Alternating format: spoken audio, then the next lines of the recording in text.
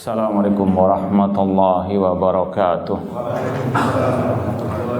Innal hamdalillah nahmaduhu wa nasta'inuhu wa nastaghfiruh wa na'udzu billahi min syururi anfusina wa min sayyiati a'malina. Man yahdihillahu fala mudhillalah wa man yudlil fala hadiyalah. Ashhadu an la ilaha illallah wahdahu la syarikalah wa ashhadu anna Muhammadan abduhu wa rasuluh. Ya ayyuhalladzina amanu taqullaha haqqa tuqatih wa la tamutunna illa wa antum muslimun.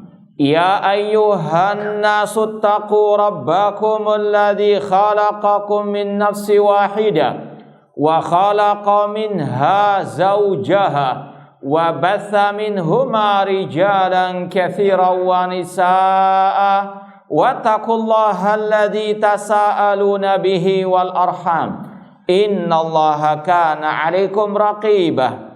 Ya ayyuhalladzina amanu taqullaha wa qulu qawlan sadida yuslih lakum a'malakum wa yaghfir lakum dhunubakum wa may yuti'illaha wa rasulahu faqad faza fawzan 'azima. Amma ba'd, fa inna asdaqal hadithi kitabullah wa khairal hadi hadyu Muhammadin sallallahu alaihi wasallam wa syarrul umuri muhdatsatuha wa kullu muhdatsatin bid'ah wa kullu bid'atin dhalalah wa kullu dhalalatin finnar. Ma'asal muslimin ikhwani fillah wa akhwati, bapak-bapak, ibu-ibu, saudara-saudariku rahimani wa rahimakumullah. Alhamdulillah, segala puji bagi Allah Subhanahu wa taala yang mempertemukan kita kembali dalam kajian kitab Al-Ibana As-Sughra oleh Al-Imam Ibnu Battah Al-Ukbari yang hidup di abad keempat Hijriah rahimallahu taala. Semoga Allah Subhanahu wa taala senantiasa memberikan kepada kita keistiqomahan dalam belajar akidah salaf dan berpegang teguh dengannya sampai akhir hayat kita nanti. Kita masih dalam pembahasan tentang as-sunan wal ahkam, sunnah-sunnah Rasul dan hukum-hukum syariat. Terakhir kita sampai kepada pembahasan persamaan atau salah satu persamaan antara orang-orang Yahudi dan kelompok Syiah Rafidhah qatalahumullah, yaitu dalam mengharamkan apa yang Allah halalkan dari binatang ataupun ikan. Ya. Kita baca halaman 143 yang terakhir kemarin kita bahas. Tsumma innar rawafid tashabbahat bil yahud fi tahrimi ma ahallallah.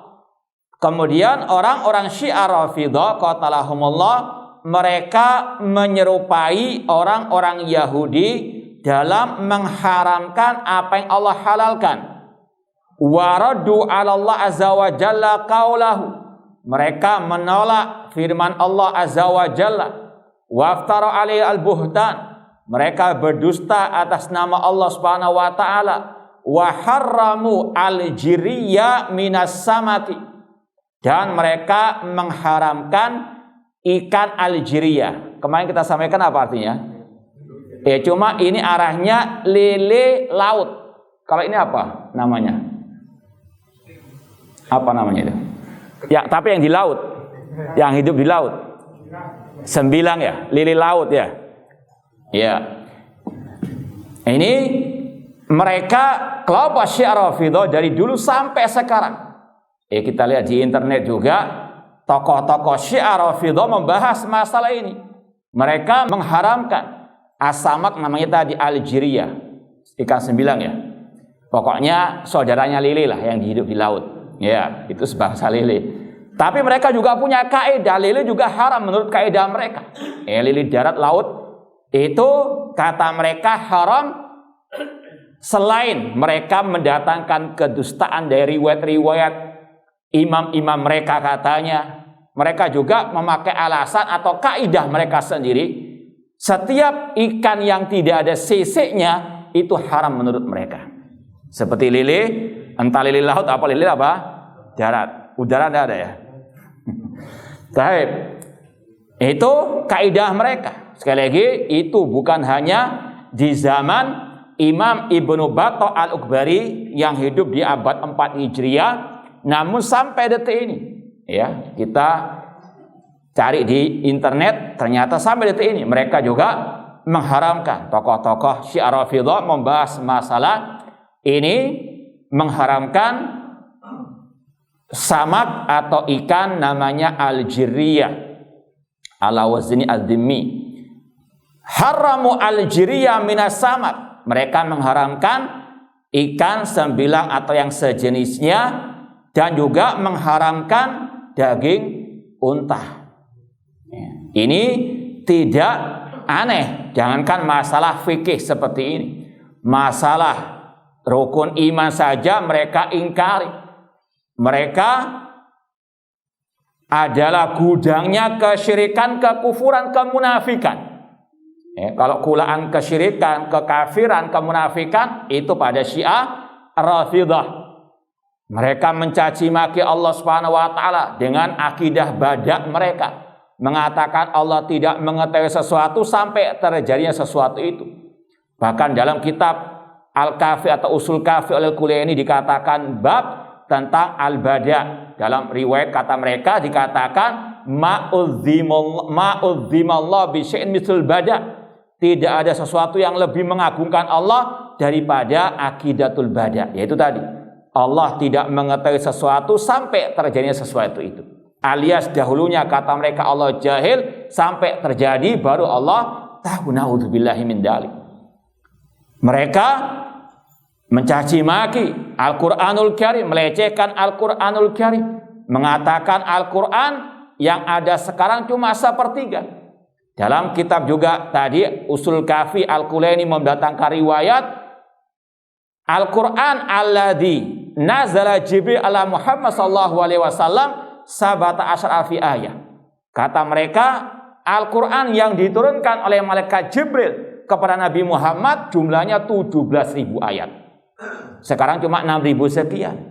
Ini sekali lagi tidak heran kalau mereka punya fikih yang sesat menyesatkan. Akidah mereka saja sudah sangat kufur, syirik, dan penuh dengan kemunafikan.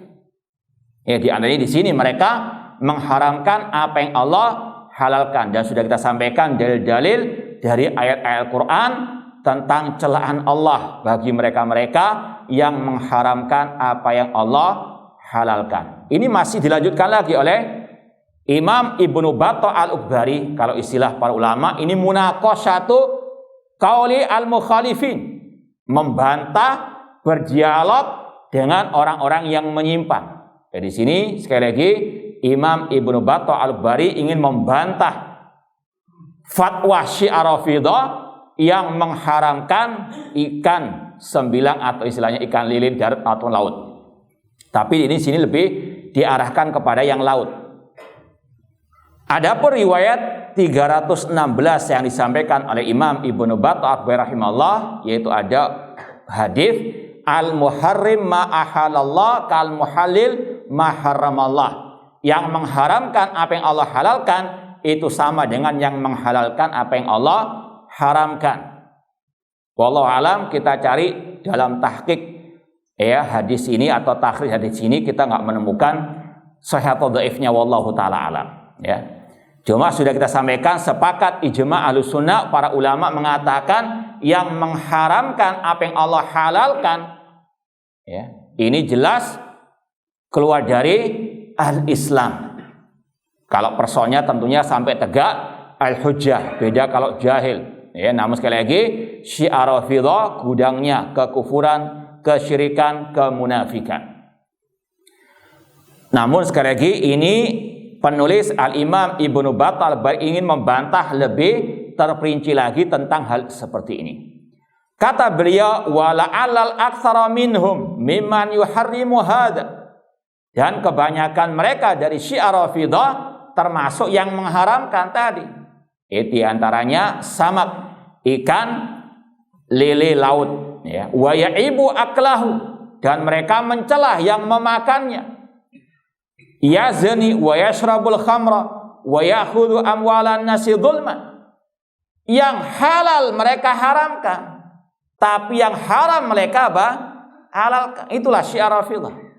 Makanan yang halal mereka haramkan. Dan sudah kita sampaikan kaidah para ulama Ahlus Sunnah wal Jamaah, al aslu fi al asya al ibahah. Asal segala sesuatu dalam urusan dunia itu halal. Ya, sebagaimana firman Allah, huwallazi khalaqalakum ma fil ardi jami'an. Dialah Allah yang menciptakan bagi kalian apa yang di langit dan di bumi. Ini dalil semua hal dalam urusan dunia asalnya halal. Semua makanan, minuman, pakaian itu halal sampai ada dalil yang mengharamkan. Maka salah, batil kalau ada yang mengatakan sedikit-sedikit haram. Justru yang paling banyak halalnya. Ya, coba kalau misalnya di supermarket ada daging babi, ya. Daging yang lain masih banyak, daging ayam, daging bebek. Lebih banyak mana yang haram atau yang halal? Justru yang lebih banyak yang halal. Cuma itulah asyaitan membuat kaidah sedikit-sedikit haram, sedikit-sedikit halal. Ya, semua minuman halal kecuali di antaranya al-khamr. Sedikit yang Allah haramkan. Ya, al-aslu fi asya al-ibah. Asal segala sesuatu itu mubah. Kecuali kalau ada dalil yang mengharamkan. Namanya pengecualian lebih banyak daripada yang dikecualikan atau gimana? Namanya pengecualian ya sedikit. Ya. Maka sekali lagi ini kaidah para ulama Ahlussunnah wal Jamaah, al aslu fi al asya al ibah. Di antaranya masalah ikan, masalah daging, semuanya halal kecuali kalau ada dalil yang mengharamkan. Ya. Apalagi nanti akan disampaikan masalah ikan di laut, binatang laut. Ya, nanti akan diperjelas lagi. Intinya sekali lagi itu kaidah para ulama. Asal segala sesuatu dalam urusan dunia itu halal, itu mubah kecuali kalau ada dalil yang mengharamkannya. Kemudian kata Syekh tadi atau Imam Ibnu Battah rahimahullah, mereka kelompok Syiah Rafidhah mengharamkan apa yang Allah halalkan. Ikan sembilang atau ikan lili laut tadi diharamkan oleh mereka padahal itu halal. Tapi yang haram mereka halalkan, seperti nikah mut'ah yang sebetulnya adalah zina. Insyaallah akan ada pembahasan tersendiri masalah nikah mut'ah setelah pembahasan-pembahasan berikutnya. Ya. Wa yasrabul khamra, dengan khamr juga demikian. Mereka mengambil harta manusia dengan cara batil. Mereka juga ada istilahnya upeti untuk tokoh-tokoh mereka. Ya, sebagaimana sebagian kelompok-kelompok sesat di negeri kita ini yang mereka membaiat tokoh mereka, kemudian diwajibkan nyetor pajak kepada tokoh mereka. Na'udzubillahi min dzalik. Ini sekali lagi adalah bentuk kedzaliman. Ya ayyuhalladzina amanu la ta'kulu amwalakum bainakum bil batil. Wahai orang beriman, jangan kalian memakan harta di antara kalian dengan cara yang batil. Nah, wa finnas man yastahinu li tahrimi hadil ma'akil. Di antara manusia ada orang-orang yang meremehkan masalah mengharamkan masalah makanan tadi. Yang Allah halalkan mereka haramkan. Wa yastasghiruhu min fi'lihim. Mereka merendahkan orang-orang yang memakan makanan yang halal tersebut. Wa hadza indal ulama minal kabair al-azimah. Dan mengharamkan apa yang Allah halalkan termasuk dosa yang sangat besar, bahkan lebih besar daripada syirik, karena di situ ada bentuk berkata tentang agama Allah tanpa al-ilmu, seperti yang sudah kita sampaikan dalam surat Al-A'raf kalau tidak saya 31, Qul innama harrama rabbiyal fawahisha ma dhara minha wa ma batan wal itsma wal baghya bighairil haqqi wa an tusyriku billahi ma lam yunzil bi sultana wa an taqulu 'ala Allahi ma la ta'lamun. Katakan wahai Nabi Muhammad, sesungguhnya Rabbku yaitu Allah mengharamkan atas kalian al fawahish, kekejian yang nampak maupun yang tersembunyi. al-isma wal baghya, dosa dan melampaui batas, dan untuk engkau berbuat syirik kepada Allah yang tidak memiliki pengetahuan tentangnya. Kemudian yang lebih dasar dari itu semuanya, wa antakulu 'alallahi ma la ta'lam. Engkau berkata tentang agama Allah, tentang Allah tanpa ilmu. Ya, mereka menyandarkan ini kepada Allah. Mereka menyandarkan haramnya ikan tadi kepada ahlul bait, yang itu mereka nisbatkan kepada agama Allah Subhanahu wa taala. Padahal ahlul bait, tokoh atau imam mereka dari ahlul bait itu nanti akan disampaikan menghalalkan, ya, tidak sama dengan yang mereka klaim. Minal kabair al-azima wal fawaish al-azima limubarazatillah, itu adalah dosa besar, kekejian yang sangat agung, karena itu bentuk melawan Allah Subhanahu wa taala. Allah menghalalkan, mereka mengharamkan. Sudah kita sampaikan berulang kali, yang berhak mengharamkan, menghalalkan adalah Allah Subhanahu wa taala. Allah berfirman, ala lahul khalqu wal amr. Ketahuilah hak Allah menciptakan langit dan bumi dan semua makhluk, dan hak Allah untuk memerintah, mensyariatkan, mengharamkan, menghalalkan. Am lahum syuraka'u syara'u lahum minad dini ma lam ya'dam bihillah. Apakah mereka memiliki sekutu-sekutu yang mensyariatkan apa yang tidak Allah izinkan bagi mereka? Hak Allah mengharamkan dan menghalalkan, dan itu kita bisa ketahui lewat wahyu ilahi, Al-Quran dan Sunnah Rasulullah SAW. Waraddi qauli fi tahrimi ma ahalallah. Mereka menolak firman Allah dengan mereka mengharamkan apa yang Allah halalkan. Seperti tadi, Allah menghalalkan semua yang ada di langit dan di bumi kecuali sedikit yang diharamkan. Tapi mereka mengharamkan yang dihalalkan oleh Allah. Nanti akan dibacakan juga dalil tentang masalah ikan ataupun binatang di laut. Allah halalkan semuanya, kok mereka mengharamkan. Allah mengatakan, uhilla lakum saydul bahri wa ta'amuhu ma ta'allakum walisayyara. Jelas kata Allah, uhilla lakum, dihalalkan bagi kalian saydul bahri, buruan di laut, ikan di laut, mancing dapat ikan paus misalnya. Halal atau haram? Halal. Allah mengatakan demikian, uhilla lakum saydul al-bahri. Ya. Meskipun sekali lagi namanya mirip dengan yang haram di darat, tapi beda hukumnya. Ya, karena Allah yang menghalalkan. Anjing laut, babi laut misalnya. Kata ulama halal. Ini beda dengan yang di darat. Ya, karena apa? Dalilnya masa laut lebih khusus lagi. Jangan disamakan. Loh, itu ikan paus atau ikan hiu kan bertaring, Ustaz. Ya, sedangkan Rasul melarang dari setiap yang bertaring. Dari mana itu? Ini gagal paham tentang masalah pembahasan binatang buas yang ada taringnya di darat yang diharamkan oleh Rasul dengan yang ada di laut. Paham? Ya, ini nyambung dengan janji kita kemarin. Sebelum lupa, apa janji anak kemarin tuh? Ada pertanyaan yang kita janjikan, jawabannya apa? Ingat gak? Masa gak ada yang hafal ya? Yang tanya juga gak hafal? Gak ingat? Hah? Apa kira-kira?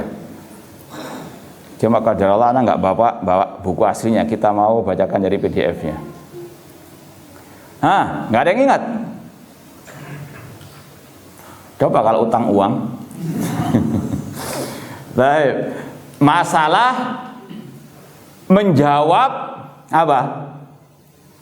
azan. Ya, kan ada pertanyaan kemarin tuh, apakah muadzin juga? Ini ada pertanyaannya Mas, insyaallah simpan Mas ya. Ini yang sudah kita jawab, cuma waktu itu kita janjikan mau bawakan kitabnya, qadarullah lupa lagi, tapi kita bacakan PDF-nya. Mana itu ya? Apakah muadzin juga membaca doa setelah dia mengumandangkan azan? Jawabannya kemana apa? Ya atau enggak? Tidak. Ya, karena hadis atau redaksi hadis yang menganjurkan membaca doa Allahumma rabb hidayah tama itu secara asal hanya untuk selain muadzin yang mendengarkan azannya. Karena dalam hadis sahih Muslim Rasul mengatakan idza sami'tumul muadzin faqulu misla ma yakun. Apabila kalian mendengarkan muadzin mengumandangkan azan, ucapkan seperti yang diucapkan oleh apa? Muadzin. Lanjutannya summa shallu alayya, kemudian ucapkan apa? Salawat. Kemudian riwayat berikutnya ditambahkan lagi summa sallallahu li alwasilah. Kemudian mohonlah kepada Allah wasilah bagiku, yaitu dengan berdoa Allahumma rabb hadhihi dakwati tamah. Maka rentetan redaksi hadis ini hanya mencakup siapa?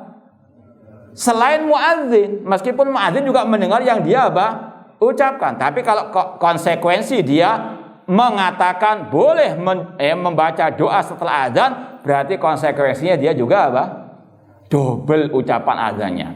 Allahu akbar, Allahu akbar. Kemudian mengatakan dengan lirik Allahu akbar, Allahu akbar. Demikian sampai selesai. Kenapa? Hadisnya seperti itu. Dan ini yang juga dikatakan oleh Syekh Ali bin Hasan, ini yang kita janjikan kemarin dalam kitab beliau Ilmi Usulil Bid'ah, kaidah-kaidah masalah bid'ah. Beliau sebutkan di antara salah satu sebab munculnya bid'ah itu al-jahal bil lughatil arabiyyah.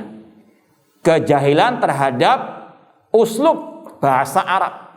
Ya, di antaranya beliau mengatakan wa amal jahlu bi asali bil lughatil arabiyyah. Kata beliau di sini, adapun kejahilan terhadap uslub bahasa Arab, faqad nasa'anhu an fuhimat ba'dun nusus ala ghairi wajhiha. Sehingga muncul pemahaman terhadap nas yang tidak sesuai dengan yang sebenarnya, atau tadi ada gagal paham tentang makna bahasa Arab itu sendiri. Wa kana dzalika sababan fi ihdathi ma la yarifu al-awwalun, sehingga muncul bid'ah yang tidak pernah dipahami,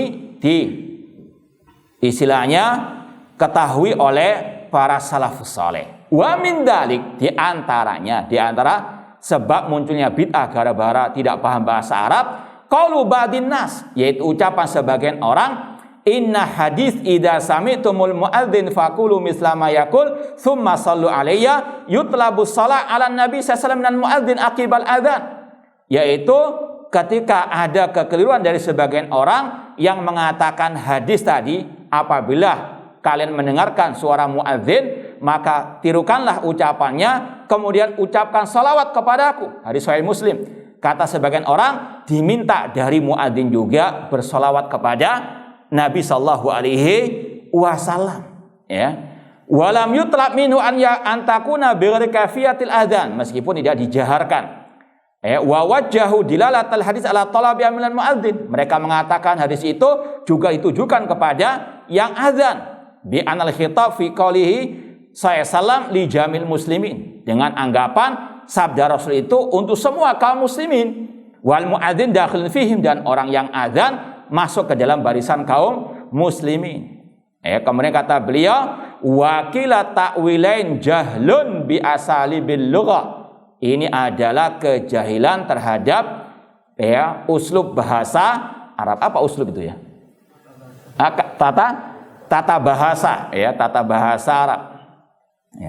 Kata Syekh, fasadul hadis lam yatanawal muadzin qat'an. Awal hadis tadi, apabila kalian mendengarkan muadzin mengatakan Allahu Akbar, tirukanlah. Ini dari awal sudah nggak termasuk yang apa? Azan. Maka selanjutnya demikian. Itu tata bahasa Arab demikian. Kalau awal muadzin nggak termasuk, yang kedua masalah sholawat nggak termasuk, yang ketiga masalah doa setelah azan juga tidak apa? Termasuk muadzin. Sekali lagi itu tata bahasa Arab, kata Syekh Ali bin Hasan Al-Halabi rahimahullah taala.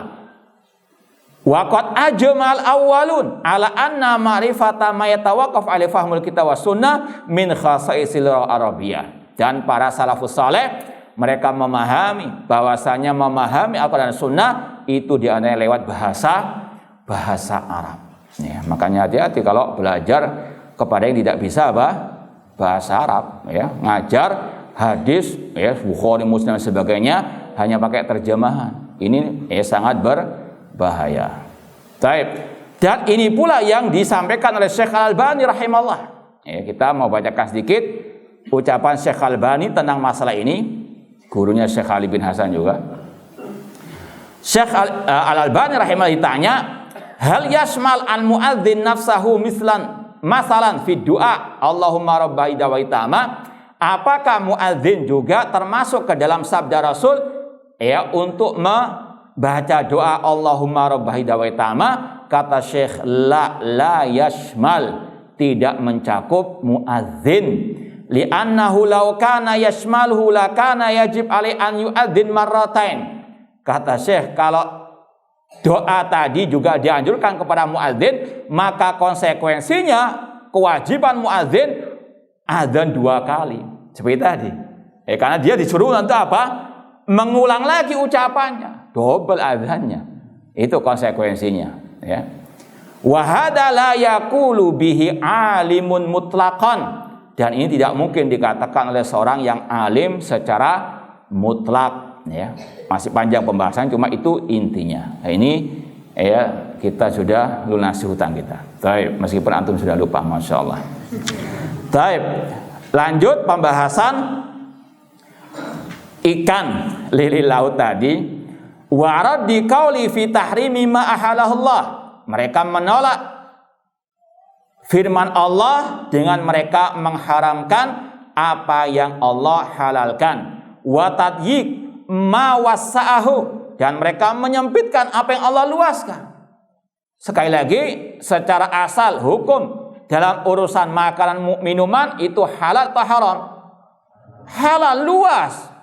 Cuma mereka yang menyempitkan. Yang Allah halalkan mereka apa? Haramkan. Wa hadri ma atlaqahu, dan mereka melarang apa yang Allah bolehkan. Wa qad addada alaina ni'amahu, padahal Allah telah banyak menyebutkan kepada kita nikmat-nikmatnya. Di antara nikmat makanan minuman, nikmat urusan dunia, itu kebanyakannya halal, mubah. Wa asaladaina min minanihi, dan Allah telah menyebutkan kepada kita segala bentuk anugerahnya. Di antaranya dalam surat An-Nahl ayat 14, Allah berfirman, wa huwallazi sakharal bahra litakulu minhu lahman tariya. Dialah Allah yang menundukkan laut untuk kalian memakan darinya ikan yang segar. Allah jelaskan halal ikan di laut semuanya. Allah nggak mengecualikan sama sekali. Dan ini yang Rasul tegaskan dalam hadis riwayat Ashabus Sunan Abu Dawud dan seterusnya dengan sanad yang sahih. Rasul mengatakan, wa qala sallallahu alaihi wasallam fil bahr. Rasul berkata, bersabda tentang masalah lautan, huwa tahuru ma'uhu al-hillu maitatuhu. Air laut itu suci airnya, dan bangkainya halal. Bangkai ikan paus, bangkainya saja halal, apalagi juga apa? Yang segar-segarnya. Kecuali bangkai kapal selam. Iya, kapal karam, ya nggak boleh. Jangan dimakan. Al-hil maitatu. Sebagaimana dalam kisah yang masyhur ketika ada peperangan, sebagian sahabat kalau nggak salah dipimpin oleh Abu Ubaidah atau yang lainnya, mereka dalam keadaan kelaparan. Allah pun munculkan kepada mereka bangkai al-hut, ikan apa? Ikan paus. Mereka makan bangkai ikan paus tersebut. Ya, ini sekali lagi dalilnya sangat jelas. Ikan, bahkan bangkai ikan di laut halal. Maka sungguh sesat kelompok Syiah Rafidhah yang tadi mengharamkan ikan lele laut, padahal jelas ayatnya, hadisnya. Nah, ini bantahan Imam Ibnu Battah kepada kelompok Syiah Rafidhah dalam bab ini. Dan sudah kita sampaikan kan di akhir penjelasan masalah akidah wa tauhid, bab akidah tauhid, bantahan-bantahan kepada kelompok Syiah Rafidhah qatalahumullah, ya. Sekedar mengingatkan saja di halaman berapa itu waktu itu. Masalah sahabat, ya. Di situ ada bantahan kepada kelompok Asy-Syiah Rafidhah qatalahumullah. Hubus sahabat misalnya halaman 129 tentang Muawiyah bin Abi Sufyan, ya, tentang cinta kepada para sahabat Rasulullah SAW dan seterusnya, ya. Ini tambahannya dalam masalah bab fikih silanya. Dalam masalah akidah jelas kesesatan, kekafiran, kemunafikan kelompok Syiah Rafidhah, demikian pula dalam masalah fikih. Makanya beda agama Islam dengan agama Asy-Syiah Rafidhah qatalahumullah. Kemudian ditambahkan lagi bantahan oleh Imam Ibnu Battah rahimahullah, wa qad alimallah annal jirriya fil bahr, dan Allah telah mengetahui bahwasanya al-jirri tadi ikan sembilang atau yang sejenisnya itu ada di laut, dan Allah menghalalkan tadi uhillalakum saydul bahri, ya. Dan walladzi sakharal bahri ta'kulu minhu lahman tariyah wa kaifa la ya'lam wa huwa khalaqahu. Bagaimana Allah nggak tahu sedangkan Dia yang apa? Menciptakannya. Tapi memang Syiah tadi memiliki akidah badak. Allah dituduh apa? Jahil sampai ada suatu kejadian. Naudzubillah min dzalik. Wa alima Rasul sallallahu anal jirriya fil bahr. Dan Rasul tahu bahwasanya al-jirriya itu ada di laut. Dalam riwayat juga ditanya kepada Abdullah bin Abbas radhiyallahu anhuma tentang hukum makanan al-jirri tadi, ya, binatang seperti lele di laut tadi. Kata beliau, Abdullah bin Abbas mengatakan la ba'sa, tidak mengapa. Afatara a'yahuma an yastasniya li tahrimil jirriyah. Apakah kelompok Syiah Rafidhah berpendapat Allah tidak sanggup untuk menjelaskan tentang keharaman ikan al-jirriyah tadi, ya. Apakah mereka mengira Allah tidak sanggup untuk menjelaskan pengecualian dari dihalalkannya binatang atau ikan di laut tersebut? Ini sekali lagi bantahan-bantahan kepada kelompok Asy-Syiah Rafidhah qatalahumullah. Artinya Allah dan Rasulnya menjelaskan yang di laut dari makanan dari tadi ikan dan binatang semuanya halal. Apa Allah nggak sanggup untuk menjelaskan kecuali ini dan itu? Naudzubillahi min dzalik. Walaqad ja'ala, ini pindah ke pembahasan masalah daging unta. Walaqad ja'ala nahral jazur min a'dhami ma tuqriba bi ilai. Dan Allah menjadikan penyembelihan unta termasuk bentuk mendekatkan diri kepada Allah ketika Idul Adha, penyembelihan hewan kurban, di antara yang paling, ya, agung dari penyembelihan tersebut, penyembelihan apa? Unta. Karena unta lebih mahal daripada kambing dan sapi. Lebih apa?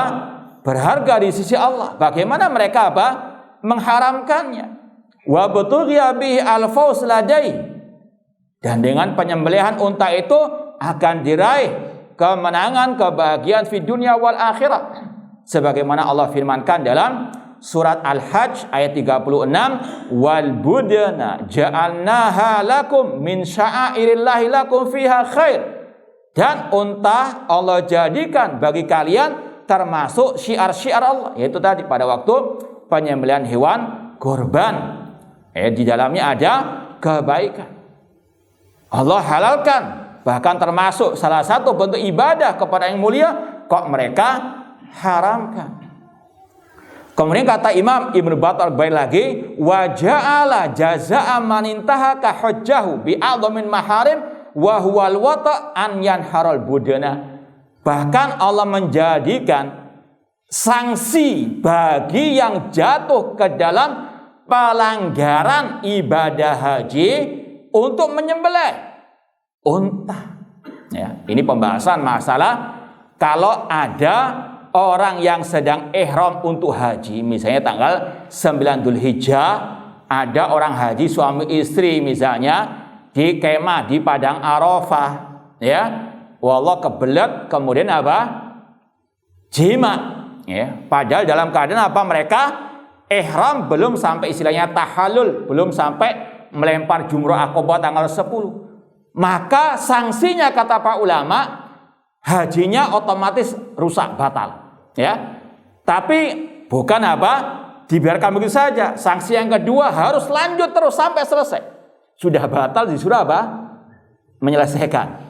Yang ketiga, kalau mampu tahun depan wajib haji lagi. Paham? Dan yang keempat sanksinya menyembelih unta. Jadi itu bantahan kepada kelompok Syiah Rafidhah yang mengharamkan apa? Unta tadi, sedangkan Allah menjadikannya sebagai sanksi bagi orang yang jatuh ke dalam pelanggaran haji berat, yaitu tadi jima. Ya, sekali lagi intinya ini beberapa bantahan-bantahan Imam Ibnu Battah Al-Ghubari rahimahullah terhadap kelompok Syiah Rafidhah yang mengharamkan unta dan juga ikan liri laut tadi. Ditambahkan lagi oleh Imam Ibnu Battah Al-Ghubari rahimahullah bantahan terhadap kelompok Syiah Rafidhah, wa qala Israil Ibnu Abi Ishaq hamaltu jiriyan ila manzilati Zaid ibni Ali radhiyallahu anhu summa laqitu minal ghad faqala li laqad ajabani dzalika samak. Ada seorang yang bernama Israil bin Abi Ishaq berkata, aku pernah membawakan ikan sembilang atau lili laut tadi ke rumahnya Zaid bin Ali radhiyallahu ta'ala anhu, ahli baitnya Rasul SAW yang mereka katanya agung-agungkan, ya. Di sini tokoh ahlul bait diberikan apa? Ikan lili laut tadi. Kemudian esok harinya aku bertemu dengan beliau, Zaid bin Ali. Kata Zaid bin Ali, salah satu ahli baitnya Rasul SAW yang ditokohkan oleh Syiah Rafidhah, kata Zaid bin Ali, laqad ajabani dzalika sama. Aku sangat suka sekali dengan ikan sembilang ini.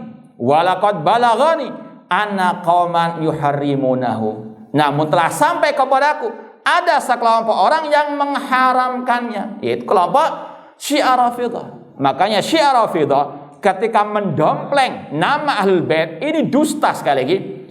Itu sekadar menutup kebobrokan, kesesatan dan kekufuran mereka. Ahlul Bait tidak suka dengan mereka. Ahlul Bait tidak segaris dengan mereka. Bahkan dari awal ketika munculnya Syiah Rafidhah, Ali bin Abi Thalib yang mereka paling tokohkan, Ali bin Abi Thalib murka kepada mereka.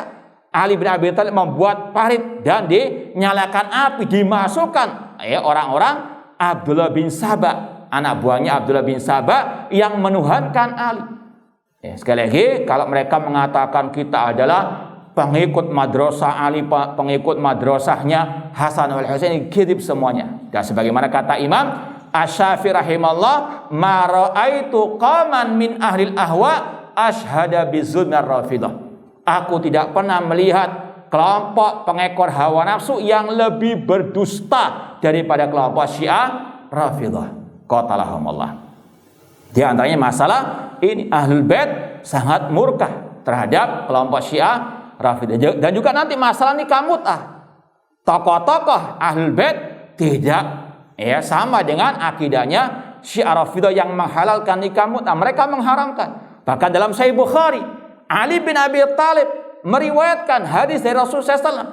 Naha Rasulullah SAW an mut'atin nisa yauma Khaybar. Dalam Sahih Bukhari, Ali bin Abi Thalib mengatakan Rasul SAW mengharamkan, melarang nikah mut'ah pada waktu perang Khaybar. Bahkan dalam kitab mereka juga ada disebutkan riwayat-riwayat semisal dengan tadi. Ini kontradiksi mereka juga. Ma'asal muslimin ikhwani fillah wa akhwat rahimani wa rahimakumullah, kata Zaid bin Ali, aku sangat suka dengan tadi ikan sembilang atau lili laut tadi, meskipun telah sampai kepadaku sekelompok orang dari Syiah Rafidhah mengharamkannya. Wa yad'una tahrimahu alaina, dan mereka mengaku-ngaku kita yang mengharamkan. Ini sudah ada di zaman awal-awal munculnya Syiah Rafidhah sudah mengharamkan ikan tadi. Namun Ahlul Bait berlepas diri dari mereka. Makanya antum hati-hati ya kalau misalnya karena kebencian kepada Syiah Rafidhah sampai naudzubillah min dzalik, jangan sampai mencela di antaranya imam-imam 12 mereka atau melaknat mereka. Jangan. Imam Ahlul Bait itu seperti misalnya Nabi Isa alaihissalam yang dituhankan oleh orang-orang Nasara. Antum jangan mencela Nabi Isa-nya, naudzubillah min dzalik. Tokoh-tokoh imam 12 mereka. Imam 12 mereka itu ada yang ahlu sunnah plus sahabat. Ali Hasan wal Husain, Ali Zainal Abidin dari kalangan tabi'in, dari kalangan ulama sunnah Ja'far As-Shadiq. Hati-hati ya, yang kita maksud imam yang 12 tadi. Kecuali yang 12 itu majhul, misterius. Namun kebanyakan mereka dari ahlu sunnah wal jamaah. Yang dicela itu tokoh-tokoh mereka seperti yang ada sekarang ini. Bukan yang 12 tadi, yang mereka dimaksudkan tadi. Ali, Hasan, Husain, dan seterusnya. Ini di samping ada yang ahlu sunnah plus sahabat, ahlu sunnah plus tabi'in, ahlu sunnah plus ulama. Hati-hati ya, sekali lagi harus tetap insaf, adil, objektif. Nah, letakkan sesuatu pada tempatnya. Beda dengan tokoh-tokoh mereka seperti Khumain dan sebagainya. Ini seperti Al-Qulain tadi, laknatullah alaihim jami'an. Ma'asal muslimin ikhwani fillah wa akhwati rahimani wa rahmakumullah. Bahkan di sini Zaid bin Ali mengatakan, ala faman qala dzalik au fa'alahu fa'alai la'natullah wa la'natul la'inin. Barang siapa yang mengharamkan ikan sembilang atau ikan di laut tadi, maka baginya laknat Allah dan laknat orang-orang yang bisa melaknat. Ahlul Bait berlepas dari mereka. Ditambahkan lagi poin 320. Wa qala Al-Hasan bin Saleh, qultu li Ja'far bin Muhammad radhiyallahu anhu. Hasan bin Saleh berkata kepada ini tokoh mereka juga yang tadi dimasukkan ke dalam Imam 12 Ja'far As-Shadiq. Itu termasuk ulama ahli sunnah. Kata Hasan bin Saleh, aku berkata kepada Ja'far bin Muhammad radhiyallahu anhu, ya ibna Rasulillah, wahai keturunan Rasul, kaifa ra'yuka fil jiri? Bagaimana pendapatmu tentang ikan sembilang tadi? Faqala innahu la ta'amun yu'jibuni. Sesungguhnya itu makanan yang aku sukai. Wala qalla ma ata alayya wa waqtun yafutuni. Dan sedikit sekali aku melewati hari-hari tanpa ikan lele laut atau ikan sembilang tadi. Artinya sering beliau makan ikan tersebut. Ini salah satu imam 12-nya kelompok Syiah Rafidhah yang menghalalkan ikan al-jiri. Namun kelompok Syiah na'udzubillah min dzalik mengharamkannya. Insyaallah kita lanjutkan ba'dal adzan. Wallahu taala alam. Kita tambahkan satu riwayat lagi dari yang ditokohkan oleh kelompok Syiah Rafidhah tentang masalah makanan dari laut tadi. Poin 321, wa qala Abu Usama kharaja alaina al-A'mas dzata yaumin. Kata seorang yang bernama atau berkunyah Abu Usama, kami pernah menemui Al-A'mas, salah satu perawi hadis yang nama aslinya Sulaiman bin Mihran rahimahullah. Faqala akaltul yawm ta'aman tayyiban arafa syaitan tibatahu faharramahu ala an-nauka. Al-A'mas pernah berkata, aku sudah makan pada hari ini suatu makanan yang sangat enak dan setan mengetahui akan kebaikannya, kehalalannya. Namun setan mengharamkannya kepada an-nauka, orang-orang yang dungu, yang dimaksud Syiah Rafidhah. Qala qultu ma huwa ya Aba Muhammad. Aku pun bertanya kepada Al-A'mas yang kunyahnya Aba Muhammad, apa makanan tadi yang kau makan? Akaltu quraisal jiri. Aku makan dari bagian ikan tadi sembilang atau lele laut. Jadi sekali lagi ini membantah kelompok Syiah Rafidhah yang mengharamkan apa yang Allah halalkan. Wallahu taala a'lam. Kita mau jawab pertanyaan yang sudah masuk meskipun dengan ringkas karena banyak. Masih kemarin juga kita belum jawab. Untuk perempuan yang sholat di rumah, bolehkah sholat terlambat karena menunggu makmum yang mau ikut jamaah? Berapa lama batasan waktu menunggu sebelum makmum itu tinggal sholat?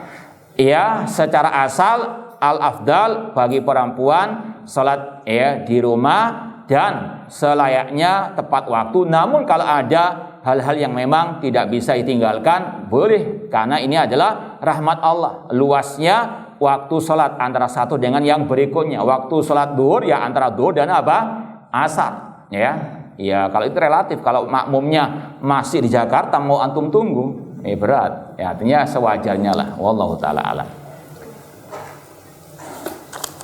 Kemudian bagaimana dengan kita yang sholat di masjid al-bid'ah? Apakah kita juga diwajibkan mendengar ya khutbah Jumatnya? Ya, ini pernah kita tanyakan kepada sebagian masyayikh, tetap itu diwajibkan karena itu termasuk bagian daripada sholat Jumat. Wallahu taala alam.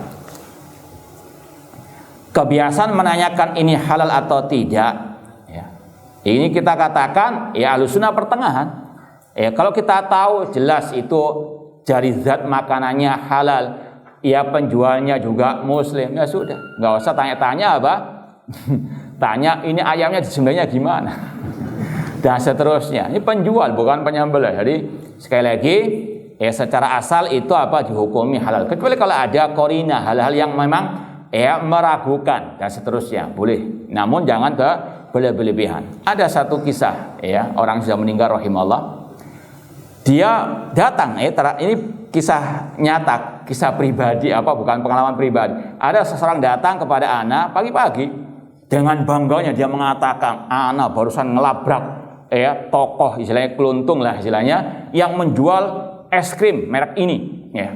Ini haram, ada zat yang haram. Antum dari mana tahu? Nah, tanya begitu. Ini dari SMS. Ya Allah wala quwata illa billah. Siapa yang SMS antum? Wallah alam enggak tahu siapa ini. Allah wala quwata illa billah. Ya sekali lagi hati-hati juga. Ya sekali lagi ahlussunnah wasat pertengahan, tidak gegabah mengharamkan ya sesuatu yang sekali lagi secara asal itu adalah halal. Wallahu taala a'lam. Demikian pula dengan kepiting ya halal. Nah, ini ada tokoh yang mengatakan kita juga boleh tidak sopan dalam berdoa minta pertanggungjawaban Allah atas takdir yang dilakukan. Apa ini termasuk syiar Rafidhah? Wallahu alam, tapi yang jelas ini kurang ajar kepada Allah Subhanahu wa taala. Kalau Syiah jelas kurang ajar, cuma orang ini ya ketularan. Ya, jadi sekali lagi ini Allah mengatakan la yus'alu amma yaf'alu wa hum yus'alun. Allah tidak bertanya kenapa Allah berbuat demikian, namun mereka yang akan apa? Ditanya. Ini kok apa? Kurang ajar meminta pertanggungjawaban Allah Subhanahu wa taala. Nauzubillahi min dzalik.